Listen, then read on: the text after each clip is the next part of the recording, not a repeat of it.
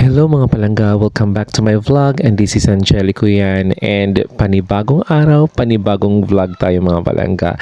Ayan, dahil nga fiesta ng mga patay mga palangga, nag-prepare na nga kami. Papunta po kami sa sementeryo at dahil may binili po tayo ng mga bulaklak from Catbalogan, ayan, bumili ako ng 500 pesos na bulaklak tapos ako nang yung nag-arrange para makatipid-tipid tayo mga palangga. At sa puntong ito mga palangga, ayan, travel na nga kami papunta sa sementeryo kasama ko yung mga pamangking ko, ang buong pamilya. Ayan, papunta na po kami doon. Kung makikita ninyo, madami kami mga pagkain dito na dala kasi after namin magtirik ng kandila sa puntod ng ating mga mahal sa buhay, maliligo po kami, magbe-beach po kami. At kung pansinin niyo mga palangga, marami na pong tao sa Rawis. Dito po yung lugar kung saan naliligo yung mga tao. At sa puro dako ay ganito po talaga sa amin dito mga palangga pag fiesta ng mga patay. After magtirik ng kandila sa sementeryo, ayan, magbabanding po ang buong pamilya, maliligo po sa beach or dito sa Rawis lang. Ayan mga palangga, pagdatingan namin dito, madami ng mga bangka na nakadaong dito sa sementeryo mga palangga. Katabi lang po ng sementeryo ang Sitio Mandagara. Ayan po yung Sitio Mandagara mga palangga. Hindi na nga namin mga palangga naabutan yung mass kasi may misa po minsan dito pag fiesta ng mga patay dito mismo sa sementeryo.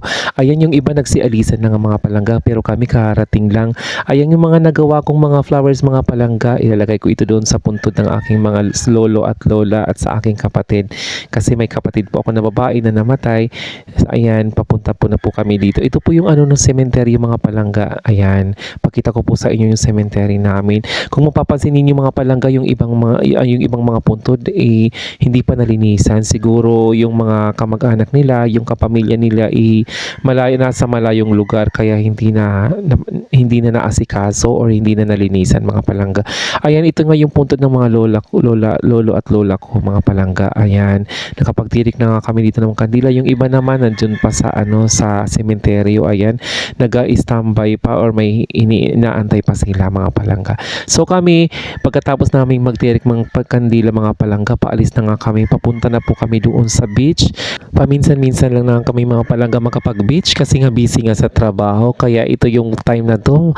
Ayan, sasamantalahin natin na makapag-banding ang buong pamilya ko. Ayan, papunta na nga kami doon sa pupuntahan namin na beach. Ayan, tapos ito yung mga dadaanan namin.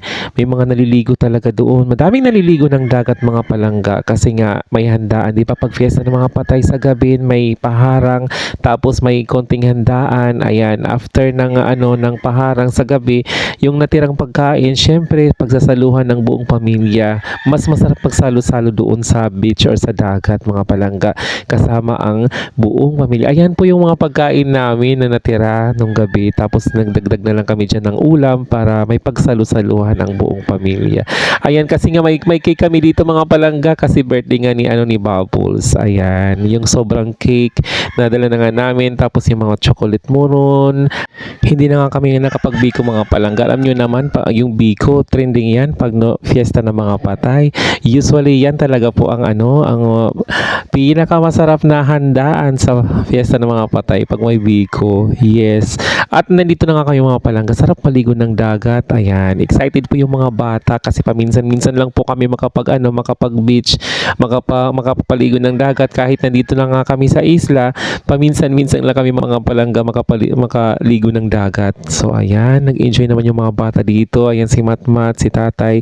Super naligo agad ng dagat. Hindi nagpatinag. Ako talaga mga palangga, hindi muna ako naligo kasi super init po talaga. Grabe yung sikat ng araw. Ayan, pero ang ganda ng panahon. Mahangin naman, papresko. Ayan, iba din yung nakakapag-anuhain kayo ng buong pamilya. Ibang place naman. Ayan, para naman mas ma-relax. Ayan, ma-relax yung mga bata, mag-enjoy. Kasi ito lang yung time talaga na free time para sa amin. Kasi pagdating ng Lunes, may trabaho na naman. Ayan, ang ganda po dito ng view. Ayan, shoutout nga pala sa mga followers ko from Zumaraga. Ayan po sila. Isang malakasang shoutout po sa inyo.